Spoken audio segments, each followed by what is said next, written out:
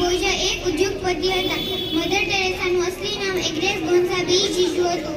Mother Teresa 8 વર્ષના હતા ત્યારે તેના પિતાનું અવસાન થયું. ત્યારબાદ તેના ઉછેરની જવાબદારી તેના માતા દ્રાણા બોર્જો ઉપર આવી.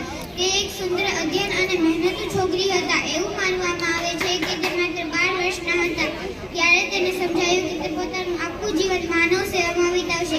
તે 12 વર્ષના હતા ત્યારે તેણે સિસ્ટમ ઓફ લોરેટો જોડવાનું નક્કી કર્યું. થોડા સમયમાં તેણે દાર્જિલિંગ સેન્ટ ટેરેસા સ્કૂલમાં અધ્યયન કર્યું હતું. મધર ટેરેસાના મશીનરી એસએસસીએ 1996 સુધીમાં લગભગ 125 દેશોમાં 755 નિરાધાર ઘરો ખોલ્યા. તેમણે ગરીબ લોકોની સારવાર અને ગરીબ લોકોની સેવા માટે નિર્મલ હૃદય અને નિર્મલ શિશુ